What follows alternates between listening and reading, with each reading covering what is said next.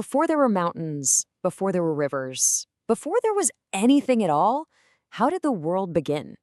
Every culture has an answer, and today we're going to dive into one of the most epic origin stories ever told, the myth of Pangu. So I want you to picture this, not just darkness, but nothing. A complete formless void.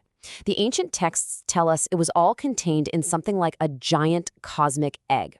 And inside, everything was mixed together. Heaven and earth, light and dark, what we now call yin and yang, just a swirling, endless chaos.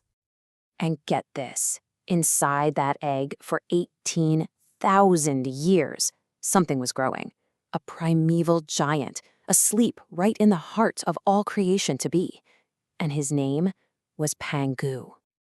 All right, so after millennia of just sleeping, Pangu finally wakes up. And this is the moment. This is when the universe as we know it kicks into gear. He stretches, but he's trapped in this suffocating darkness, and he's had enough.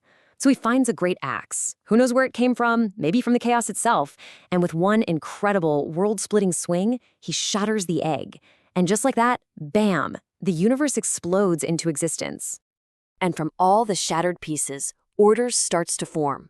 The light, pure stuff, the yang energy, it floats up and becomes the sky, what we call heaven.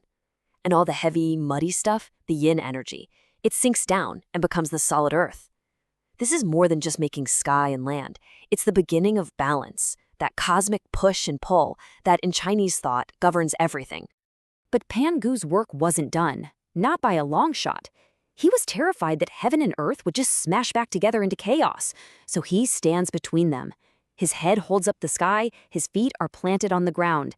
And for another 18,000 years, as the sky rose higher and the earth grew thicker, Pangu grew right along with them, pushing them apart until they were finally permanently fixed. So the universe is stable, the job is done, and Pangu, totally exhausted from holding up the entire cosmos for eons, he just lays down to die. But here's the thing, even in his death, the creation wasn't over. In fact, you could say it was just getting started. And this is where the story gets really beautiful. His final act is this incredible, poetic sacrifice. His last breath doesn't just fade away. It becomes the winds you feel in your face and the clouds you see in the sky. His mighty voice becomes the rumbling thunder. And his eyes? They become the two great lights in the sky. His left eye, the sun, and his right eye, the moon. And the transformation just keeps going, literally building the world from his body. His arms, legs, and torso, they become the great mountains. His blood starts to flow, forming all the rivers. His muscles turn into the fertile land we farm on. And the hair from his head and his beard, they shoot up into the sky and become all the stars. So, what about us? Where do people come from? Well, in this story, we have a pretty humble beginning. The tiny little bugs and mites crawling on his massive body, they get swept up in that final creative breath of his and are transformed into the first human beings. Think about that. The entire world, from the mountains to the rivers to us, is literally the body of Pangu. It's an amazing, all-encompassing story. It covers everything. But that brings us to a really fascinating historical puzzle. Because when you ask where this incredible myth came from, well, the answer is a little strange.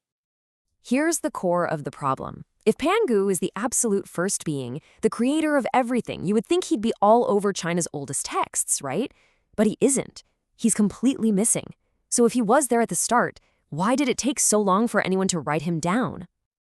Just look at this timeline. We go through entire dynasties. We're talking over 1,000 years of written history and nothing. Not a single mention of Pangu. The very first time his story shows up in writing is way later, during the Three Kingdoms period, thanks to a scholar named Zhou. That's centuries after other major myths were already being told. Now, some people would point to earlier clues, like these stone carvings from the Han Dynasty. They show a giant figure, sure. But is it Pangu, or is it some other god, like Tai Yi, who was a big deal back then? There are no names carved on them, so we can't be sure, and scholars are still arguing about it to this day. But here's the real twist. Even though the story shows up late to the party, it didn't just fade away. Oh no, It completely took over, weaving itself so deeply into Chinese culture that it became the definitive story of creation. It became so popular that the phrase, "since Pangu created heaven and earth," turned into the standard way to begin a huge, epic story. Like Once Upon a Time. It's right there at the very start of Journey to the West, one of the most famous novels in Chinese history.